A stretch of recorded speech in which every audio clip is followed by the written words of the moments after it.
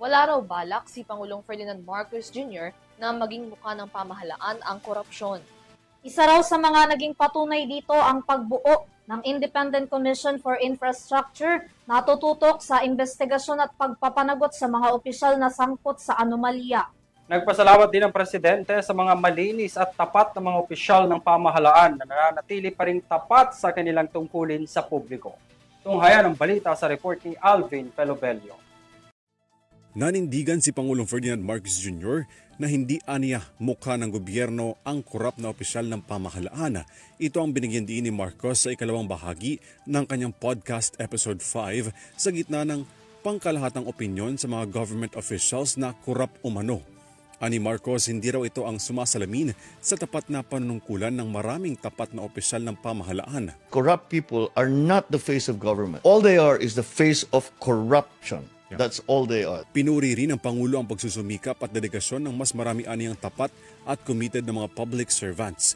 Marami raw sa mga nagtatrabaho sa gobyerno ang ginagawa ang kanilang tungkulin para sa taong bayan. We must respect that people are really working very hard and trying their best. You cannot paint everyone in government with the same brush as all of these corrupt operators that you see in government. And inilinya na rin ng Pangulo ang ilang pondo mula sa flood control project sa iba't ibang ahensya ng pamahalaan.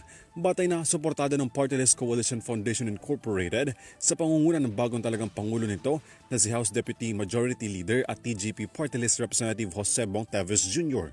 Kami po ay susuporta sa programa at gustong mangyaring investigasyon ng ating Pangulo. Kasi kailangan ng taong bayan na malaman ano ba talaga ang nangyari. At ako'y sumusuporta sa Independent Commission of Infrastructure na binuo ng ating Pangulo.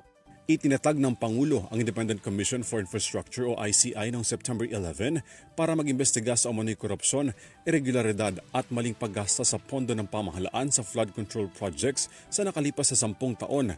Kabilang sa mga mandato sa ICI ang paghahain ng nararapat na kaso sa Office of the Ombudsman, sa Department of Justice, sa Civil Service Commission at sa iba pang ahensya laban sa mga sangkot sa katiwalian. Para naman kay Chairman Emeritus ng Alyansa ng Bantay sa Kapayapaan at Demokrasya na si Dr. Jose Antonio Guisha, malinaw aniya ang mensahe ng Pangulo na nakahanda siyang panagutin ang mga sangkot sa katiwalian. Para kay Guisha, ang tunay na kalaban sa pag-unlad ng Pilipinas ay ang katiwalian at pang-aabuso sa kapangyarihan. Para sa EuroTV News, Alvin Pelobelio sumasaludo sa bawat Pilipino.